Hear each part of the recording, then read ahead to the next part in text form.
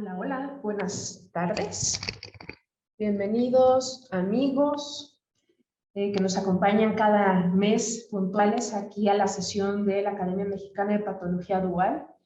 El día de hoy, acorde al mes del amor y la amistad, decidimos ahondar un poco en el tema de la psicodinamia y las emociones. El día de hoy el doctor José Juan Sánchez Báez va a ser el que va a darnos el honor de poder participar con nosotros y compartir su conocimiento. Como una breve reseña curricular, les comento que el doctor José Juan es médico cirujano, especialista en psiquiatría, cursó la maestría en psiquiatría social en la Facultad de Medicina de la UNAM y se formó como psicoanalista en el Círculo de Psicoterapia Analítica de México.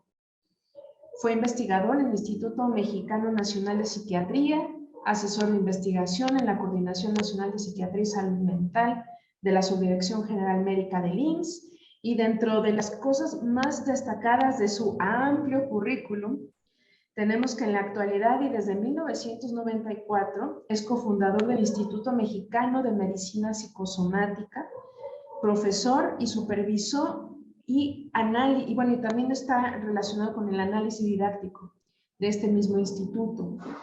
Tiene varios trabajos recientes relacionados con psicosomática, danza, la voz y el desarrollo del cuerpo propio, medicina psicosomática y el paradigma del cuerpo propio, y es colaborador del Centro Internacional de Psicosomática Relacional y también tiene varias publicaciones en libros y en artículos.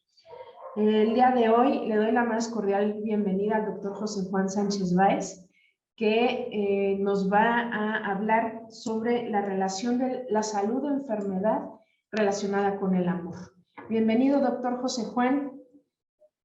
Gracias, doctora. Buenas tardes a todos. Gracias por la invitación. Muy buenas tardes, doctor. Le doy el uso de la pantalla para que nos pueda compartir su material o vamos a platicar. Cuéntenme. Vamos a platicar. Así es poco tiempo, así es que es mejor la palabra. Perfecto. Bienvenido.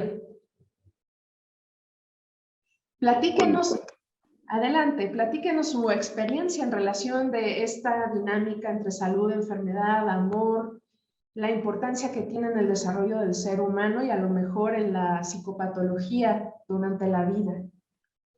Ok, sí. Desde que me invitaste, me quedé reflexionando sobre el tema y creo que es un tema complejo y me llevó a la reflexión de muchos años de trabajo, ¿sí? Y finalmente reconocí que casi todos los procesos psicoterapéuticos que llevamos a cabo con éxito, sean cortos o sean largos, terminan analizando y trabajando en la experiencia amorosa de las personas. Y entonces es el amor la que nos va a determinar finalmente sobre nuestra condición humana, de nuestro bienestar y de nuestra felicidad o no. Entonces, finalmente, analizar la experiencia amorosa pues ha sido desde siempre pues uno de los temas del ser humano, o sea, no solo de los analistas o médicos, sino filósofos, poetas, artistas, de todo. Entonces, nosotros podemos leer un poema de Safo de hace más de 2000 años y poder conmovernos con esa experiencia amorosa como si lo hubiéramos vivido en este momento. Entonces, esas experiencias que quedan detenidas en el espacio del tiempo nos ayudan a reconocer que la experiencia amorosa perdura transgeneracionalmente como uno de los grandes temas existenciales del ser humano. Y pues los filósofos y los artistas a lo largo de los siglos pues han escogido el amor, la vida, la muerte, ¿sí? Temas esenciales para analizar, reflexionar, y no dejamos de hablar y de pensar y de pintar y de escribir y de y de dedicarnos a estos temas.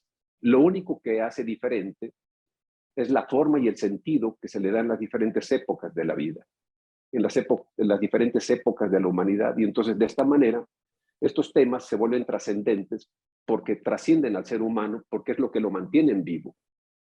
Y entonces, de esta manera, si nosotros reconocemos que desde el campo de la salud, el amor, en la experiencia de los médicos, de los psicólogos, del mundo psi, es parte esencial de nuestro trabajo cotidiano.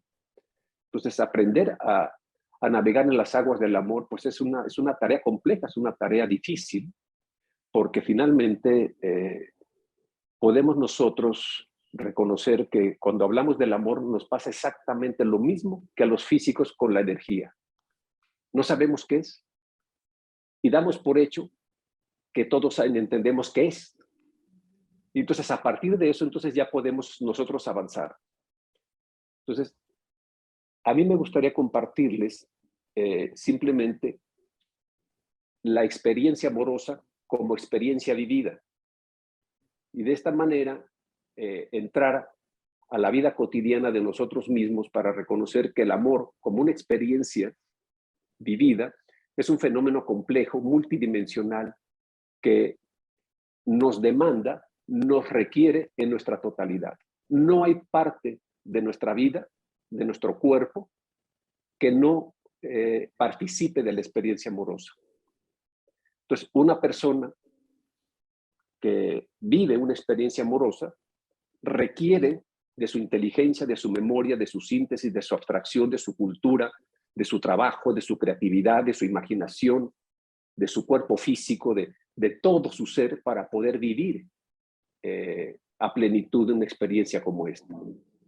Eso que tanto anhelamos las personas de amar y de ser amados, ¿sí? Resulta pues que no está tan sencillo. Y entonces siempre cometemos ciertos errores, siempre tenemos ciertos conflictos, porque no estamos en una época de la humanidad y de nuestra sociedad mexicana en particular, no estamos en condiciones amorosas. Digamos que estamos exactamente en lo contrario. Estamos en una época en la cual nuestra propia sociedad está tratando de destruir la experiencia amorosa. Y entonces tenemos una organización social que es un obstáculo para la vida amorosa. No tenemos espacios para el amor, no tenemos espacios para el encuentro humano y para disfrutarnos y gozarnos en las diferentes experiencias amorosas de lo que es capaz el ser humano. Sabemos, desde el punto de vista médico y psicopatológico, que el amor es la única forma de trascender el ser humano, de vencer nuestras partes destructivas, ¿sí? De vencer nuestros odios, nuestros rencores, nuestros miedos, nuestras angustias, nuestras inseguridades, nuestros miedos, es a través de la experiencia amorosa. Pero eso es precisamente lo que la sociedad se ha encargado de ir destruyendo porque no le interesa, porque no lo conoce o porque lo banaliza de tal forma que destruye su esencia misma. Entonces, de esta manera, si nosotros reconocemos que el amor es una experiencia humana capaz de hacernos la vida maravillosa o de destruirnos la vida en cuestión de segundos, ¿sí? Podemos reconocer la importancia que tiene la neurobiología en la vida amorosa. No hay una parte del cerebro que no se active cuando nosotros vivimos una experiencia amorosa.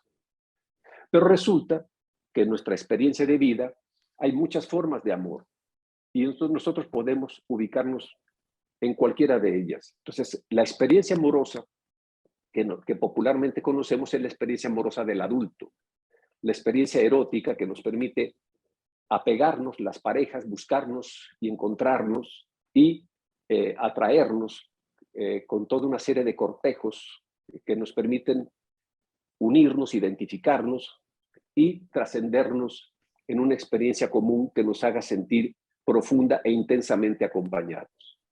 Es la parte más íntima que vivimos los seres humanos, ¿sí? Además de la muerte, ¿sí?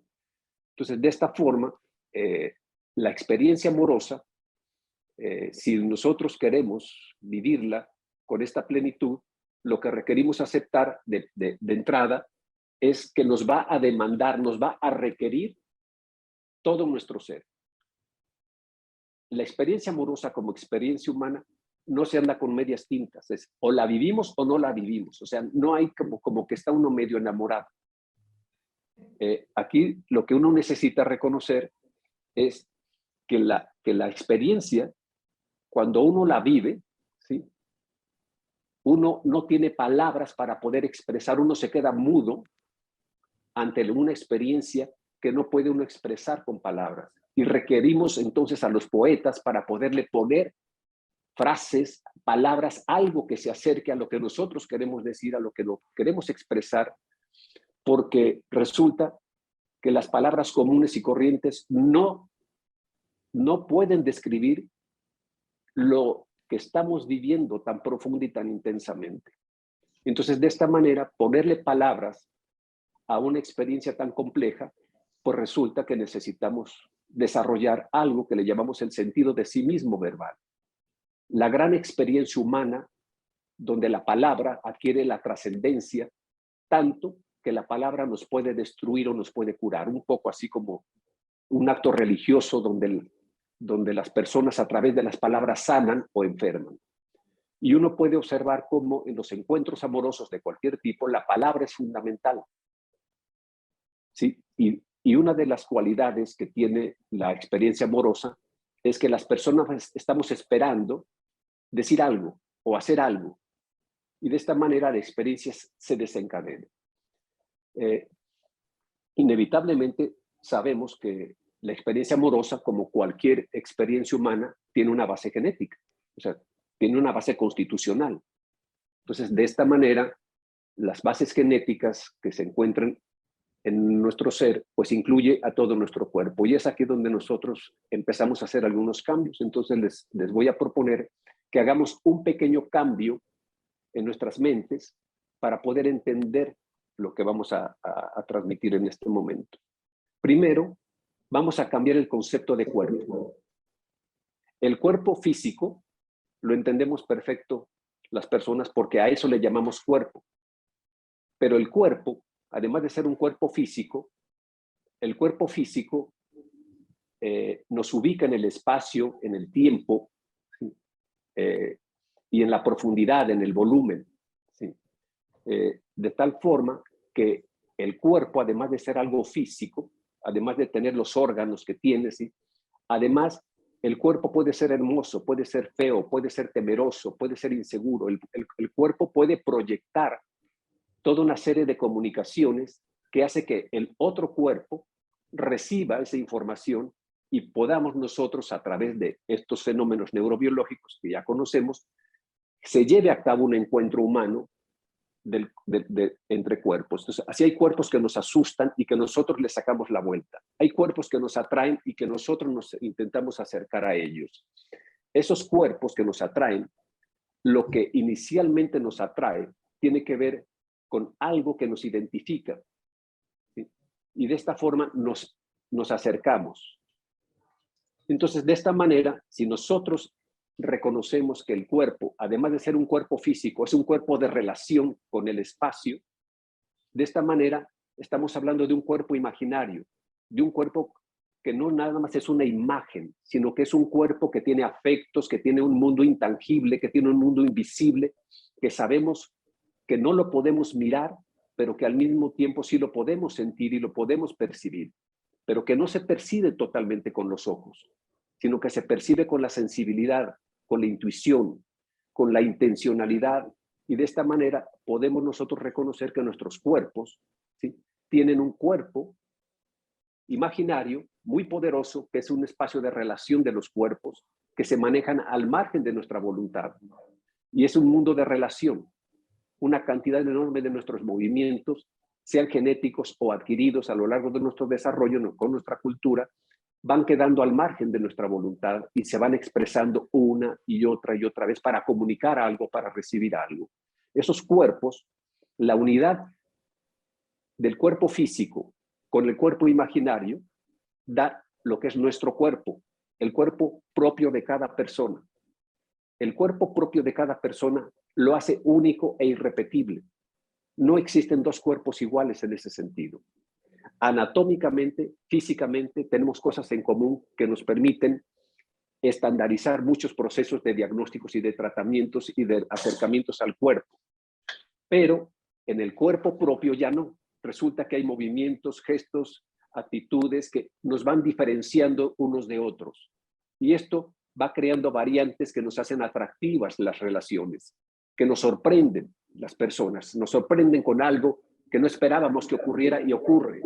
Entonces nos sorprende que nos atraiga y eso nos crea una serie de variantes que es súper atractiva para las personas.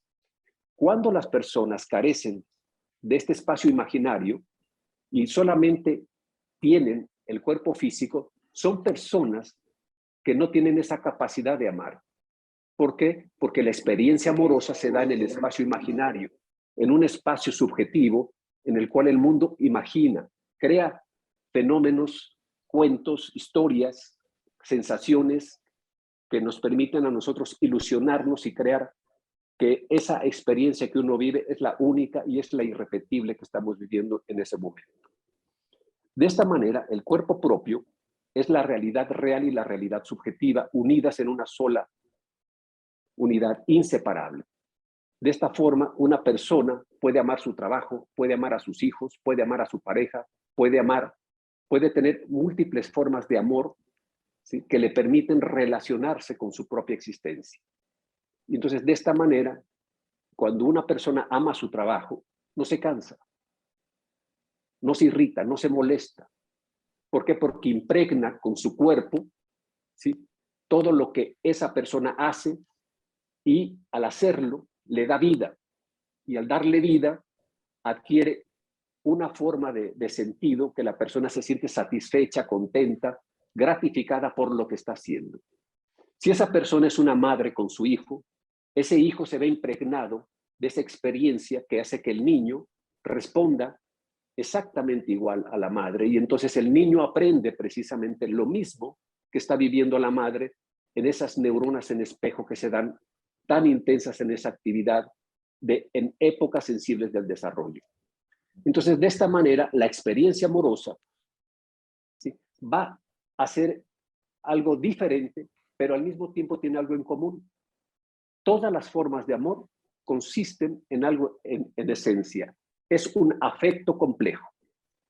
El afecto complejo significa que no es una función de un sentimiento único y ya. No, el afecto complejo significa que es una vivencia del ser humano que va a impactar en todos lados. No hay manera que no impacte en todo. Entonces, una persona que vive la experiencia amorosa y le gratifica, en donde esté y como esté se va a sentir feliz. No importa dónde esté, se va a sentir feliz, va a resistir la adversidad. ¿Sí? Y así podemos nosotros encontrar historias de amor en las cuales niños con papás, con amigos, parejas, que hacen cosas realmente sorprendentes, pero que se sostienen en esa experiencia amorosa. Sociedades o grupos que hacen cambios radicales en la vida social porque adquieren una colectividad amorosa.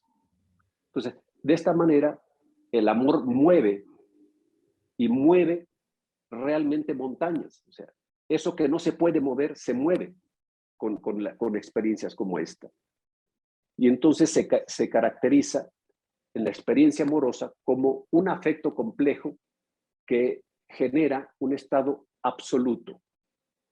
De tal manera que si nosotros no vivimos ese estado pleno de certeza amorosa, entonces ya no se da. Entonces ya queda un poco trunco esa experiencia y resulta que el amor, que es muy poderoso, se vuelve muy frágil, muy débil y se puede eclipsar. Entonces, esa fragilidad y ese poder es el equilibrio de los pares antitéticos que nos mueven en la vida y la experiencia amorosa es una de ellas. Entonces, de esta forma, nosotros podemos reconocer que un afecto complejo, al demandarnos a nosotros mismos nuestra capacidad de ser personas en una totalidad, pues requerimos saber que eso es lo que va a hacer que uno viva diferentes formas de amor. Por ejemplo, un amor místico. Un amor místico es un amor espiritual. No es un amor ideal, es un amor metafísico, pero desexualizado. Y entonces de esta manera, ese amor místico, ese amor espiritual, lo usan los religiosos, lo usan las personas que tienden a trascender a través de fenómenos espirituales que les permite a ellos amar a todos, pero no amar a alguien. Y entonces de esa manera su Dios se puede convertir en un todo que les permite entregarse a plenitud a una labor. Y entonces de esta manera pueden encontrar una forma de trascender en la vida, y puede ser en la vida social, puede ser en la vida espiritual, puede ser de tal manera que es un amor desexualizado. Otro amor desexualizado es el amor familiar. Y en el amor familiar nosotros necesitamos no solo desexualizar, sino desagresivizar el amor. Necesitamos que la agresividad no sea agresiva, que la sexualidad no sea sexual, es decir, que a la parte instintiva nuestra le quitamos la parte final del instinto para quedarnos únicamente con la energía, y de esta manera las familias, los padres, los hijos, los hermanos nos podamos abrazar, nos podamos besar sin excitarnos agresivamente, sin excitarnos sexualmente, para que se pueda dar el afecto amoroso profundo. Es ahí donde el niño, el bebé, en esas experiencias de momentos sensibles de su desarrollo, va a desarrollar esa experiencia de amor familiar que es indispensable, muy especializado, que es el amor maternal. Y ahí ese es un tipo muy especial de amor desexualizado, que es un afecto fundamental para la transformación humana. Y este va a ser este tipo de amor, el amor maternal, ¿sí? Que es un amor desagresivizado, desexualizado, con toda la complejidad de la mismidad de la mujer que acompaña su historia, su pareja y demás, y su mundo circundante, entrega totalmente su ser al bebé, y el bebé lo recibe, y el bebé en ese momento duerme profundamente como bebé. Y de esta forma el bebé se siente profundamente acompañado. Cuando esto pasa, el ser humano ya tiene la infraestructura básica mínima más poderosa para vivir la vida amorosa en la adultez. Cuando esto no pasa, es una situación peligrosa para la vida amorosa del adulto. ¿Por qué? Porque estos momentos sensibles del desarrollo va a generar dificultades muy serias si no se desarrolla en ese momento, porque son procesos que se dan en momentos únicos de la vida, no va a haber otro, porque el ser humano está sensiblemente preparado para eso, el cerebro está preparado para eso, y si no ocurre, pues no ocurrió. Y entonces el bebé adquiere algo, ¿sí?, que no se da lo que debió haberse dado. Dentro de esa experiencia materna, que es la experiencia amorosa, ya que sale, ¿sí?, con el paso del tiempo, la relación con el otro cuidador, que regularmente es el padre, ¿sí?, el bebé ya tiene 4 o 5 años y el padre ya está participando muchísimo de la relación con la familia. Y entonces de esta manera el niño o la niña adquiere esa relación, pero ya en base a la relación materna. Y de esta forma, la relación de ese momento, de los 4 o 5 años que se da, ya es una vida amorosa desexualizada, desagresivizada, pero ya empieza el niño a tener confianza para expresar su vida sexual. El bebé sexualiza la relación. Los niños sexualizan la relación y los adultos nos encargamos de desexualizarla y de desagresivizarla. Y entonces le vamos educando al niño o a la niña de que esto no se hace, esto no es así, esto no se hace aquí, esto se hace allá, y el niño va aprendiendo, la niña va aprendiendo una serie de desexualizaciones, pero no de represiones graves que le impidan vivir sus propias experiencias. Se les permite, pero poco a poco eso se va dejando de permitir. Una vez que surgen estas dos experiencias, estos dos momentos de la vida familiar, si son exitosos, ¿sí?, la experiencia amorosa se va a desarrollar en un cuerpo propio de esa persona, que le va a ayudar a un proceso de adaptación a lo largo de la vida, ¿sí? Y de esta manera vamos a esperar que las demás formas amorosas se puedan establecer. Y entonces de esta manera, una persona que exitosamente vivió en la vida familiar estas experiencias, lo que vamos a encontrar en su infancia, en su adolescencia, en su juventud, seguridad, confianza, estabilidad, armonía, autoafirmación, atrevimiento. Y entonces se les ocurren cosas que tienen que ver con todas estas cualidades que les permiten vivir experiencias que van a hacer que su vida las disfrute. Van a estar protegidos incluso contra adversidades que van a estar enfrentándose a lo largo de su vida con personas que pueden ser difíciles o complicadas. Cuando esto no se da de forma exitosa, entramos en los problemas de la psicopatología, de la inseguridad, de la falta de confianza, de la falta de armonía, de la incapacidad para amar, y entonces nosotros vamos observando las diferentes dificultades que tiene una persona para poder vivir su vida amorosa.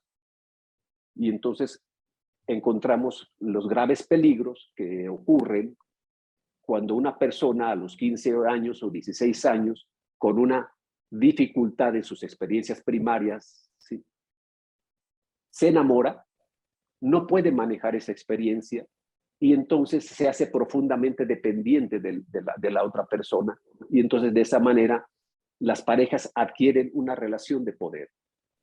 Entonces las personas que tienen estas debilidades regularmente pues entran en crisis depresivas, de angustia, de inseguridad, de falta de confianza, o bien lo que tengan una carga genética de alguna enfermedad, pues se ponen y se exponen a riesgos muy delicados.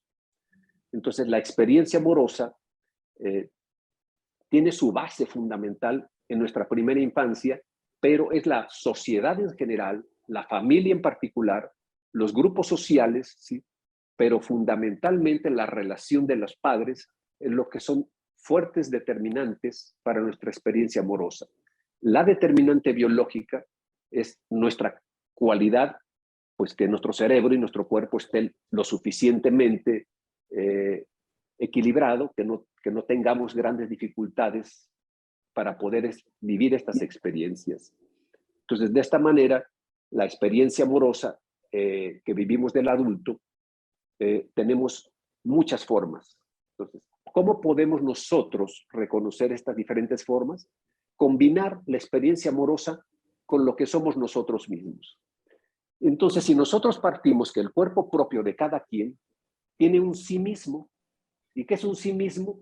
Pues algo que de repente yo me descubro platicando conmigo mismo.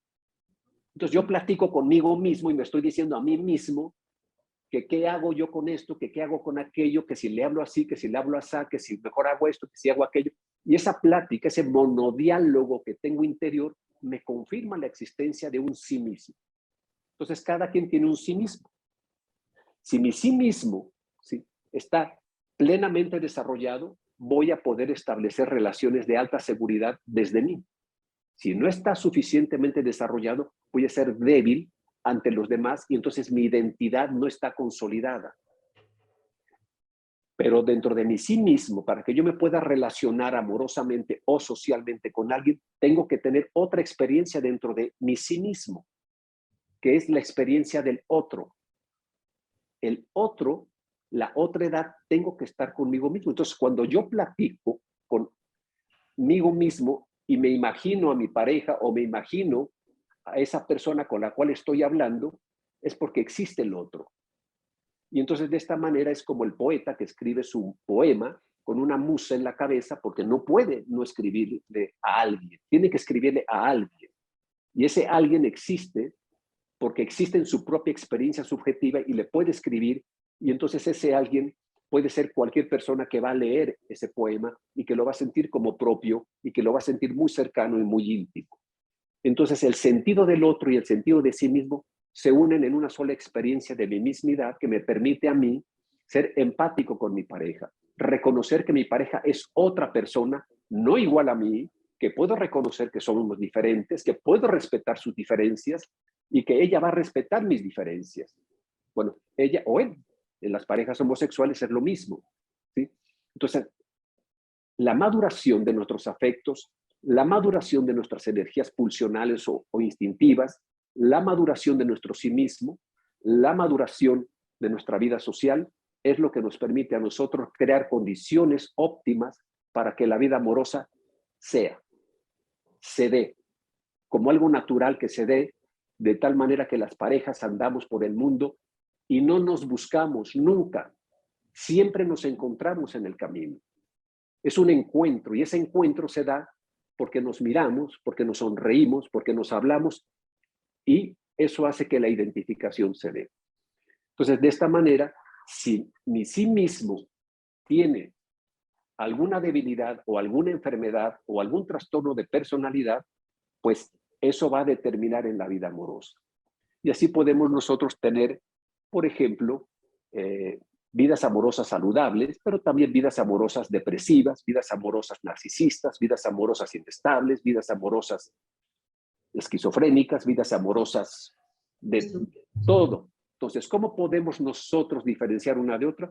Buscando el sí mismo, buscándonos a nosotros mismos y reconociendo cómo somos nosotros mismos. Y entonces nuestros afectos amorosos van a surgir en función de eso y nosotros podemos compartirlo.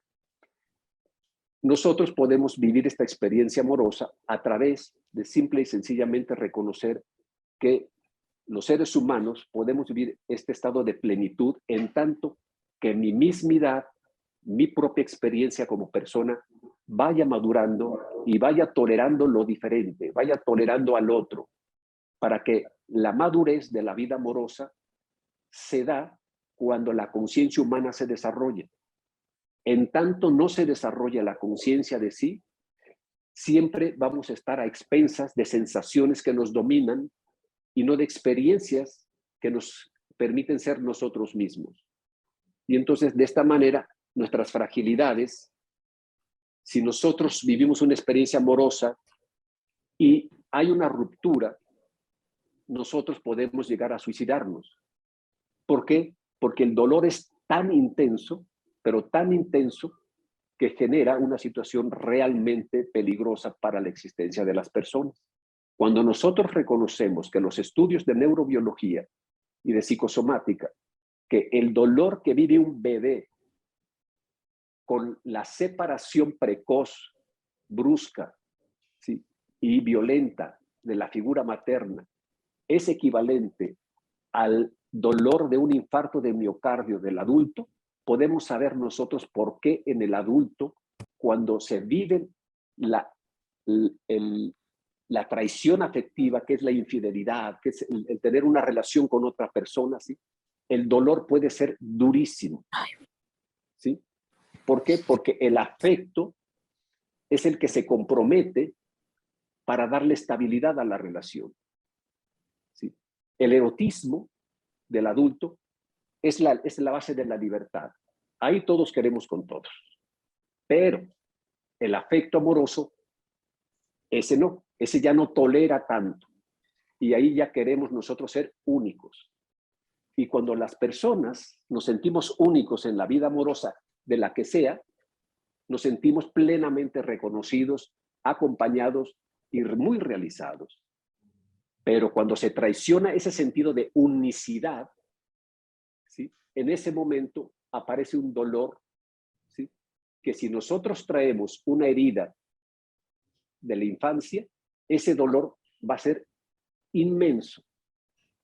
¿Sí? Y podemos nosotros reconocer cómo muchas mujeres, muchos hombres jóvenes en la actualidad, ¿sí?, que se atreven a vivir experiencias que les cuesta mucho trabajo, cuando son traicionados en eso, ¿sí?, realmente atentan contra su vida, ¿sí? Y vemos que realmente a veces lo logran, pues porque el dolor es inmenso, ¿sí? Y el problema de esos dolores es que como son dolores emocionales, ¿sí?, nadie les cree, ¿sí? Y entonces se genera algo así como si no existiera ese dolor. Entonces, cuando nosotros entendemos que el cuerpo propio de cada quien, el dolor emocional es exactamente igual que el dolor físico, reconocemos que el afecto primario del amor es exactamente igual que el alimento biológico. Es decir, nos da la vida y nos da la muerte. Entonces, de esta forma, nosotros podemos reconocer que la experiencia amorosa va a depender en su calidad, en su salud, en su enfermedad, en su capacidad creativa, de la capacidad de maduración de nosotros mismos como personas individuales y colectivas. Y entonces, de esta manera, el amor maduro tiene que ver no solo con la madurez del afecto, sino con la madurez de todo nuestro ser que le permita soportar esa carga afectiva tan intensa que se va a dar. Y entonces, de esta manera, la experiencia amorosa que vivimos puede ser un acto romántico, pero si nosotros no reconocemos que el acto romántico es la negación de la realidad, nos podemos quedar en el acto romántico de la vida amorosa y creer que el mundo es color de rosa. Y cuando enfrentamos las diversidades, ya no las podemos manejar. Entonces, uno de los peligros del amor romántico, que es el que se populariza en la sociedad, ¿sí?, genera un estado de idealización del amor romántico. Todos queremos vivir un amor romántico, pero tenemos que encontrar que el romanticismo como corriente estética, ¿sí?, y como experiencia humana es la negación de la realidad. Si nosotros podemos reconocer que al leer experiencias como Romeo y Julieta las disfrutamos mucho, bueno, eso está muy lindo, pero eso es muy diferente a que uno viva eso. O sea, yo no quisiera vivir una vida de Romeo donde todos se matan, se asesinan y terminan muertos. Bueno, en la imaginario lo disfruto. En la realidad ya no está tan padre. Y entonces, de esta manera, lo que necesitamos reconocer es que estas experiencias románticas del amor, necesitamos nosotros reconocer una de las cualidades fundamentales del romanticismo, que es negar la realidad. Si la negamos un poquito y sabemos que la estamos negando, no pasa nada. Y entonces podemos disfrutar con nuestra pareja un amor romántico y sentirnos los únicos amantes cómplices del mundo. ¿Sí? Pero sabemos que aunque eso lo estamos viviendo como verdad, sabemos que es como si fuera verdad. ¿Sí? Pero lo vivimos, porque si no lo vivimos, entonces nuestra relación no funciona. Entonces hay una pequeña negación que es muy sutil, pero que sabemos que no es cierto, ¿sí?, pero que es indispensable para el amor romántico. Entonces, de esta forma, nosotros tenemos que aprender a llevar a cabo esas pequeñas trampas que nosotros requerimos vivir para poder llevar a cabo una experiencia amorosa saludable. Entonces, de esta forma, cuando nosotros le leemos un poema o nos leen un poema que nos despiertan esas experiencias, lo vivimos como si fuera así, como si fuera nuestro, ¿sí? Y eso es lo que nos permite a nosotros saber que así es la vida amorosa. Nos eclipsa un poquito la realidad, pero muy poquito. Pero uno tiene que ser consciente que no puede ser demasiado, porque entonces nos salimos totalmente de la realidad y empieza la locura. Doctor, aquí me brota un tema que es una de las preguntas que nos han estado haciendo. El efecto neuroquímico que tiene el amor obviamente actúa a nivel del centro del placer y se puede tener como que también un equivalente con la presencia de adicciones o ese mismo mecanismo que Sí, tenemos a veces de dependencia. totalmente, sí, porque aquí hay un fenómeno donde la amígdala, cuando se activa, pues si está hiperfuncionante, ¿sí?, produce un fenómeno que se llama secuestro emocional. El secuestro emocional es que la emoción es tan intensa que la persona queda totalmente dominada por eso. Entonces, si es en este caso la experiencia amorosa y es demasiado intensa, la persona no va a dejar de sentir eso, pero no va a poder pensar, no va a poder reflexionar, no va a poder tomar decisiones, es decir, queda secuestrada emocionalmente. Entonces, de esta manera, ese centro de gratificaciones, del placer, ¿sí?, está hiperfuncionante. Entonces, por supuesto que necesitamos que la carretera que va desde la amígdala hasta los lóbulos frontales, ¿sí?, pues no se nos vaya tan directo. O sea, necesitamos que pase y que se organice en el hipotálamo una serie de funciones, ¿sí? Para que se puedan equilibrar y distribuir, ¿sí? Hacia diferentes áreas donde podamos nosotros usar también la inteligencia, la memoria, la historia. O sea, hay muchas otras funciones que necesitamos para la vida amorosa. Pero cuando la fuente de placer está demasiada hiperactiva, nos puede provocar esto que dices. Y sí, pues es peligrosísimo porque entonces hay un secuestro emocional. Que esto no solo se ve en la vida amorosa, se ve muchísimo ahí, pero se ve en las crisis de pánico, se ve en los estados depresivos, es decir, en cualquier emoción demasiado intensa que hace que la función neuroquímica pues esté hiperfuncionante en un área pues que no debería estar tan hiperfuncionante, que tendría que haber un equilibrio. ¿Qué pasa con esas personas que tienen esto en la vida amorosa, que se enamoran a los 30 segundos, apenas se cruzan las miradas y ya están enamoradas? En ese momento, ese enamoramiento, que no es un estado amoroso como tal, sino es un enamoramiento, es un estado fisiológico, ajeno totalmente a la voluntad de la persona, por lo tanto peligroso. De tal manera que si nosotros nos enamoramos a primera vista, desde el punto de vista psicopatológico, nosotros podemos decir neurosis a primera vista. Hay que tener cuidado. Sí, porque si no, entonces nos secuestramos emocionalmente y después vienen las atracciones fatales donde la persona no quiere dejar ir a la otra persona y bueno, se vuelven relaciones peligrosas porque están ajenas a la voluntad. Y esto habla, cuando pasa eso, estamos hablando de carencias afectivas primarias, estamos hablando de que esa persona en el primer año de vida pasó algo que generó en ese momento sensible del desarrollo un hiperfuncionamiento de esa parte, ¿sí? Por demasiada excitación, ¿sí? Y poca gratificación afectiva. Entonces se les excita demasiado por un lado y se les suprime el afecto por el otro. Y entonces de esta manera esas personas son las que se vuelven inestables emocionalmente y se enamoran en 5 segundos. Y entonces no saben qué hacer porque cuando uno vive la experiencia en el cuerpo, uno siente que esa es la realidad. Así es. Entonces, cuando uno siempre ha vivido así, pues uno cree que así es la vida. Claro, esta es una de las partes difíciles. Oiga, doctor, y bueno, yo entiendo que el amor es algo que se va moldeando, se va desarrollando a lo largo de la vida desde que nacemos. Se ha hablado que hay un periodo de la vida del individuo que es muy importante que en esos años de desarrollo estén presentes estos dos elementos para generar ese afecto o ese vínculo amoroso, que en algunos casos yo recuerdo alguna vez haber escuchado que es hasta los 6 años, donde es más importante, que es el tiempo en el que debe de estar complementado el individuo en relación al amor. ¿Eso es cierto? Sí, así es. Depende mucho del tipo de organización social. En las nuestras, que es nuestra organización social mayoritaria es papá, mamá e hijitos.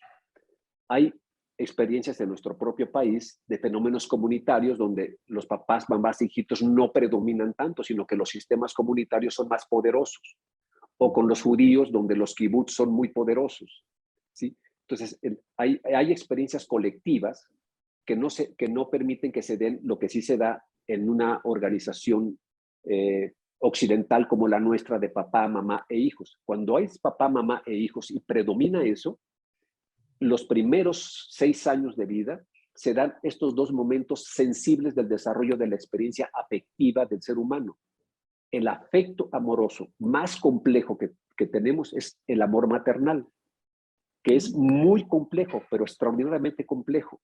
Tan complejo que para que exista el amor maternal, que es flor de primavera, es nada más, una temporada y se acaba. O sea, ese amor maternal no se mantiene toda la vida.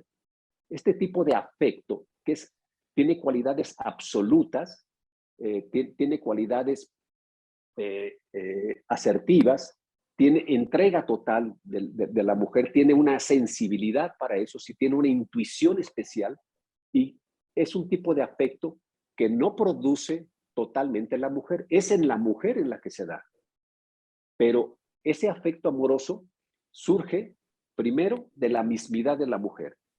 Segundo, de su afecto como mujer. Tercero, de la experiencia de su madre con ella misma. Cuarto, de la experiencia amorosa con su pareja en ese momento. Quinto, del medio ambiente en el que se encuentre. Sexto, sí, de su cultura en la cual ella se haya relacionado, ¿sí? Y sexto, fundamentalmente, pues su estructura biológica. Entonces, como vemos, cualquier de estos elementos que falle, pues el amor maternal, el afecto maternal, que es el afecto para el desarrollo, pues no se va a dar. Por eso es que vemos que la gran mayoría de las veces siempre andamos cojeando a las personas en ese espacio cuando no es una cosa es otra. ¿Por qué? Porque es muy difícil construir ese afecto. Son demasiados afluentes de ríos para construir eso y alguno puede fallar. Entonces salimos un poco imperfectos, ¿sí? Y entonces esos son los primeros momentos. Y el segundo momento, que es la relación edípica, ¿sí? Que es la relación triangular, que se da entre los 4 y los 6 años de edad, ¿sí?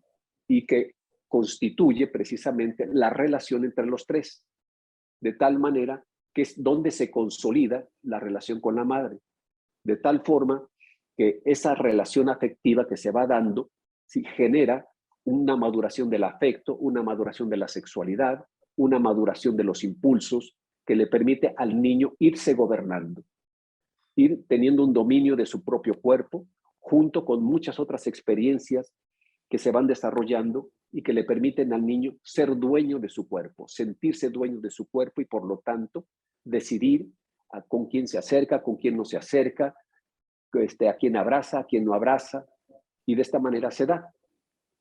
En esos primeros 6 años, pues se da toda la estructura básica de nuestra construcción del edificio, de nuestra personalidad, y claro que si falla algo ahí, pues sí está difícil. Okay. Otra de las preguntas que tenemos aquí de José Alberto Tlapale Reyes, comenta que si entonces en ese enamoramiento es cuando podemos hablar de la feniletilamina que está actuando para crear ese estado de locura temporal. Entre unas, claro, sí, pero también hay una liberación excesiva de dopamina, hay una liberación de actividad de oxitocina, hay una fuerte carga de desequilibrio neuroquímico, ¿sí? En donde se produce ese secuestro emocional para el enamoramiento. Si esto se da de forma moderada, el enamoramiento es muy agradable. Pero cuando se da demasiado excesivo, pues es ahí donde nos metemos en ellos. Sí, ciertamente. Ok, y otro de nuestros asistentes pregunta que cuál es su opinión en relación a el libro del arte de amar de Erich Fromm. ¿Qué opina Bueno, de esa? es un libro del conocimiento contemporáneo, existencial. A mí me parece que es fundamental leerlo en nuestra primera juventud y volverlo a leer ya en nuestros años ya entrados, ya maduros, para que uno observe dos conceptos fundamentales que él maneja ahí. ¿Sí? El amor maduro implica la libertad, ¿sí? Y el compromiso.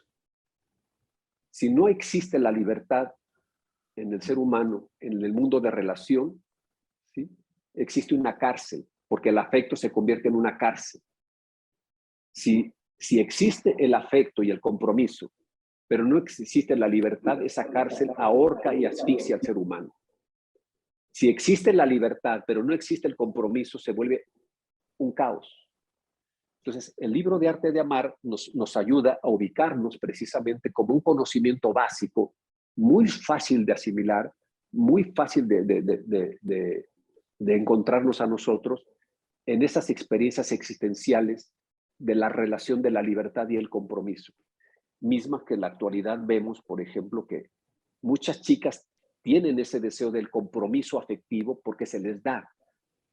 Y muchos chicos tienen un pánico al compromiso. ¿Sí?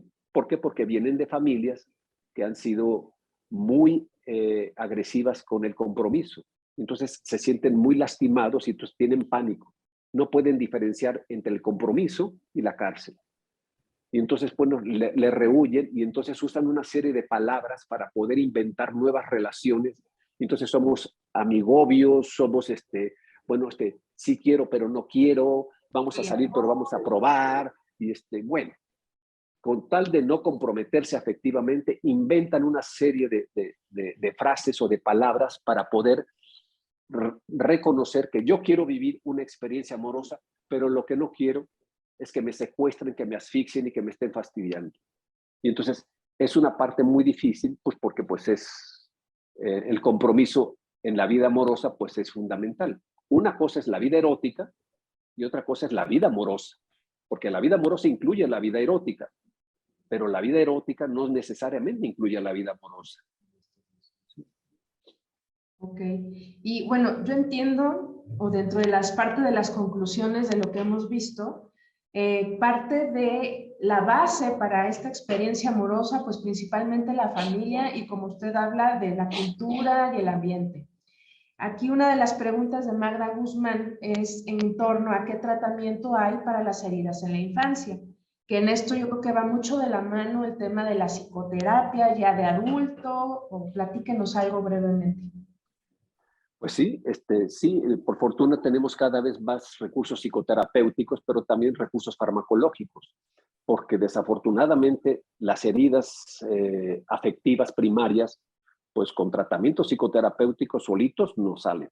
No está tan fácil. No es de echarle ganitas, porque uno empieza con que échale ganitas, con que resuelve esto, como ya supéralo, ese tipo de frases banales que hacen que las personas se sientan humilladas, lastimadas, porque no pueden. Entonces, una herida del desarrollo de la experiencia afectiva primaria, ¿sí? Necesita antidepresivos, ansiolíticos, neuromoduladores, o sea, algo que permita equilibrar eso, porque no depende de la voluntad de la persona. Si las heridas son posteriores a eso, un proceso psicoterapéutico normal puede ayudar. Ahora, por fortuna, los tratamientos médicos ayudan, pero el tratamiento psicoterapéutico es indispensable. ¿Por qué? Porque cuando se suelten los medicamentos, la persona tiene que aprender a hacer lo que hacen los medicamentos, porque si no lo aprende a hacer, entonces no va a poder él desarrollar su propia capacidad de amar. Uno puede observar, por ejemplo, esta necesidad afectiva primaria cuando la persona, por ejemplo, ama, pero para ser amada. Y lo que uno siente cuando una persona se acerca a uno es que cuando lo saludan a uno, ese saludo que uno siente no nos está dando un saludo, sino que nos está pidiendo un saludo. Entonces uno siente la exigencia, siente el dominio, siente el control. Esa persona tiene una herida afectiva primaria, chiquita o grandota, pero tiene una herida y afectiva primaria. Está demandando afecto, disfrazado de yo te doy, pero te doy para que me des. Es decir, es un amor interesado. Lleva jiribilla, dice. Entonces, aquí lo importante es... Las líneas que hay que leer. Exacto, que hay que leer, porque entonces si uno no puede leer eso, entonces uno se mete en una relación y al rato uno ya tiene conflictos y no se da uno cuenta ni por qué. Claro. Entonces sí, procesos psicoterapéuticos y procesos médicos muchas veces van de la mano. Ok. Y la última pregunta de parte de Mario dice, obviamente somos un ser social, el humano es social por naturaleza. Y en la etapa de la pandemia en la que hemos estado viviendo, pues obviamente hubo la vida amorosa, la manera de relacionarnos en los menores y en los adultos, pues cambió de manera radical. Entonces, ¿qué tanto afectó en el desarrollo esa poca convivencia que no se realizó fuera del núcleo familiar en los menores de edad, ahora con el aislamiento social que hubo? Pues fue grave. O sea, lo que yo he visto y lo que he visto con médicos que han atendido, que atienden pacientes de COVID desde que empezó esto, pues fue un desastre. O sea, aquí el problema no fue tanto la enfermedad o la pandemia, sino la incertidumbre que produjo la pandemia y que produce la pandemia de no sabemos si vamos a estar vivos o muertos mañana. ¿sí? Y como no es algo que se vea con los ojos, uno tiene que imaginar el virus y entonces, dependiendo de la capacidad y del conocimiento que uno tenga, pues va a ser el comportamiento. Entonces hay personas que realmente las medidas sanitarias las vivieron como cárceles, no como retiro sanitario, sino como un estar encerrado, y eso creó una mente encerrada que generó que los niños, ¿sí?, en ese momento no tengan esa socialización básica, social, pero tampoco tengan las cualidades de los padres para poder compensar eso, porque los padres al encerrarse no interactúan con sus hijos. O sea, lo que vimos y lo seguimos viendo es que las personas, por lo menos en México y en muchos países occidentales que conocemos, vemos que las personas no sabemos estar con nosotros mismos. O sea, fue un relativo fracaso para nosotros. Es eso de que vamos a reflexionar. Sí, reflexionamos el primer mes. Después ya empezó el martirio y el sacrificio y la desesperación y empezamos a hacer cosas muy, muy complicadas, que lo que vimos fue el enorme desgaste que vivieron los padres con niños pequeños y que afectaron su desarrollo y pues crearon, pues sí, problemas delicados, no solo en la socialización, que se van a ver, estos problemas de esta generación de la pandemia, pues lo vamos a ver cuando tengan 14, 15 años estos jóvenes. ¿Sí? Entonces aquí, si nosotros ya sabemos eso, lo que necesitamos es que los padres tengan esta información y empiecen a compensar desde ahora con acercamientos afectivos, con juegos, con capacidades de socialización interna y externa que ayuden a quitar miedos, inseguridades y aprender a vivir con el riesgo que implica la vida. Y uno de los riesgos que nos tocó vivir, pues es esta pandemia y tenemos que aprender a vivir con ella y dejar de estar asustados o de tener miedos y pues genera una mayor ventaja. El miedo que más recibieron los niños en muchos casos fue que los padres tenían miedo a la muerte, ¿sí? Sean médicos o no sean médicos, o sea, de todos, o sea. Y el miedo a la muerte fue lo que generó una angustia excesiva, que se encerraran para no enfermarse, porque si se mueren, se enferman y entran en una incertidumbre. Si voy al hospital, me muero, y si me quedo, me muero. Entonces entran en un impasse muy peligroso porque genera mucha tensión que hace que no crean ambientes favorables para el desarrollo de esos niños, pero tampoco para los adultos. Y lo que vimos que sí fue desde el punto de vista de la salud mental, pues fue realmente, el costo que pagamos fue altísimo. Sí. Y esto nos puede ayudar a reconocer que tenemos que trabajar muchísimo en nuestra capacidad de adaptación psicosomática ante adversidades fuertes, porque pues México por lo menos pues tenemos situaciones complejas como son los sismos, como son los procesos psicosociales graves. O sea, tenemos muchas adversidades que tenemos que defendernos con nuestros propios recursos individuales y colectivos. Y eso es lo que, si nosotros logramos aprender esto, bueno, el primer acto amoroso tiene que ir hacia nosotros mismos, o sea, no puede ir hacia afuera. O sea, un papá que tiene un hijo dentro de su casa es como viajar en el avión. Si se baja la mascarilla, lo primero que es ponérsela a uno mismo para sobrevivir y después ayudarle al menor. Entonces, primero me pongo feliz yo y después pongo feliz a mi hijo, porque yo no puedo hacer feliz a mi hijo estando yo angustiado o asustado. Se va a asustar. Entonces, primero yo me pongo bien y de esta manera puedo ayudar a mis hijos. Entonces, de esta forma, la vida amorosa implica la capacidad de amarnos a nosotros mismos. Entonces, descubrir quiénes somos nosotros mismos y darnos ese afecto maduro hacia nosotros mismos es lo que nos va a dar esa autoestima, esa seguridad, esa confianza, que se convierten en defensas muy sólidas, muy efectivas contra la adversidad. Nos permite adaptarnos con más eficacia ante lo imprevisto. Sí. Sí, pagamos costo alto. Así es, y sobre todo porque este tiempo de encierro pues puso en evidencia todas las carencias afectivas que hay dentro de las relaciones que pensamos que están bien establecidas. Y por eso tanta ruptura también de parejas, todo este caos emocional que vivimos. Sí, digamos que en la pandemia hubo reencuentros de parejas pues porque a unos se les acabaron la casa, entonces se volvieron a reencontrar y se llevaron mejor, y hay otros que se tuvieron que romper. Entonces hubo un caos muy difícil que todavía vamos a necesitar tiempo para estudiarlo y para ver cuáles fueron esas consecuencias, pero lo que podemos ver así como por encima, ¿sí? Pues sí, hubo más violencia intrafamiliar, hubo más depresión, hubo más angustias, hubo más crisis, hubo más problemas del pensamiento, hubo más desgastes, ¿sí? Sí, la pagamos caro en ese sentido.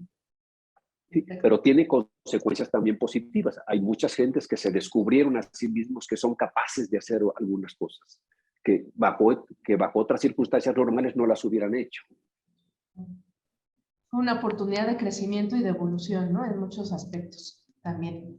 Sí, claro. Perfecto, doctor. Pues muchísimas gracias. Estamos encantados de que nos haya acompañado el día de hoy, compartiendo su conocimiento con todos nosotros. La verdad que fue un tema enriquecedor, tanto como médicos como seres humanos.